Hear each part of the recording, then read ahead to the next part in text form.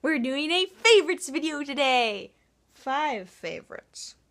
I only had 2. Well, I only have 4. And since one of our conjoined ones is a conjoined one, that makes 5 favorites. So this episode of 5 favorites is kings. All of these kings are more or less fictional, but I'm going to start with the less fictional ones that are actually historical characters. She doesn't have any of those, so I'm going to go first. The first one is the most historical figure I have, which is Charles V. He was the Holy Roman Emperor during the beginning of the Protestant Reformation, and just really inspiring to me as a 16/17-year-old reading about him in school. Now I count Charles V as a semi-fictional character because I only read about him from one source, and history books are always biased in one way or another, so I do understand that I don't have the whole picture about him, and a lot of people hate him, so I'm just throwing that out there that I don't know everything about him. But to me, he was a really inspirational character, and I loved him for a long time, so even though I haven't read about him for years and years and years, here's to you, Charles V. He's not the prettiest face in the gallery, but he has a beautiful soul. He was really extremely faithful to the church and to the Pope, even when the church and the Pope were kind of mean to him at times. Granted, Luther had bones to pick, but Charles V had personal bones to pick with them, and he didn't. He was so steadfast in a time of so much turmoil, and I just well, you go, bro. So for a long time was my first son is gonna be named Charlie Quinn. Harley Quinn. No, Charlie Quinn. This was way before that movie came out. The Joker still had Harley Quinn in the old cartoons. Well, I didn't know about it. The second of my favorite kings, Henry V. Now, I know nothing about the actual Henry V in history.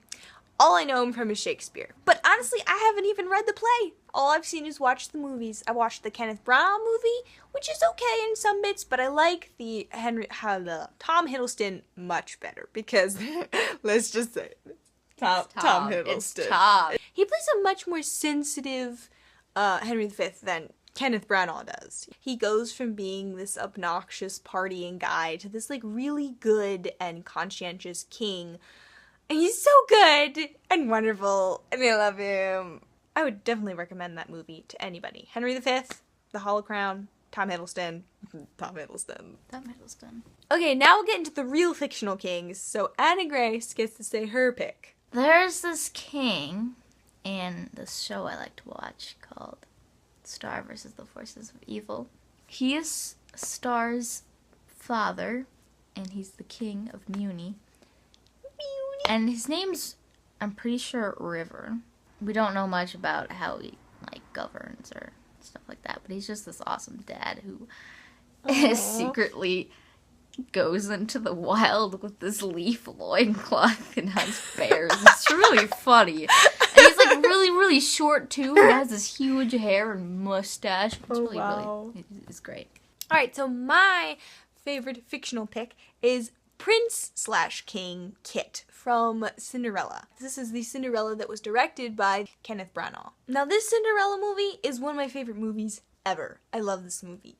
I love it so much. So naturally, I'm gonna like the characters from it. But one thing that I really, really love about his character in this movie is that he's not only attracted to Cinderella's beauty, he's more attracted to her goodness, and they say this explicitly in the movie. When he's trying to reason with his father that he wants to marry this peasant girl and not a king, or queen. That's what he says. He's like, she wasn't just beautiful, she was good. And the thing is that in the movie, he allows her goodness to change him and build him as a king. And that's another thing, that he and his dad have a fantastic relationship, even though they have differing views on things. So I just really love Prince Kit/King Kit. And now, finally, for our joint favorite king ever, Aragorn, because he's the best king ever. I think he was my oldest crush, because when I was very, very young, probably when they were first coming out, I was not allowed to see them yet, but my older siblings liked to watch them. The Lord of the Rings trilogy, that is. And I was really little, okay? We're talking probably 6 or 7 years old. Oh. I got into my head that Aragorn was the only human in Middle-earth. Everybody else was elves and dwarves and wizards and things like that. So naturally, since I'm a human, I would be able to marry the elves and dwarves and wizards. Aragorn would be the only one I would be possibly able to marry. This is my 7-year-old brain. Why would you be able to marry all the other... Are you racist? She's racist. A racist child. Then when I grew up, I was like, no, he's so much cooler for other reasons. Why do you think he's cool, Anna baby? Just everything. Because Speak up. he just is. I don't know. He is... What does that make you think of? I am... Which kind of goes into what I was going to say. Because, okay, so Tolkien doesn't have like an actual Christ figure in The Lord of the Rings, but some people speculate that he kind of splits it up between three characters, Frodo, Gandalf, and Aragorn, which kind of take on each one the respective roles of priest, prophet, and king.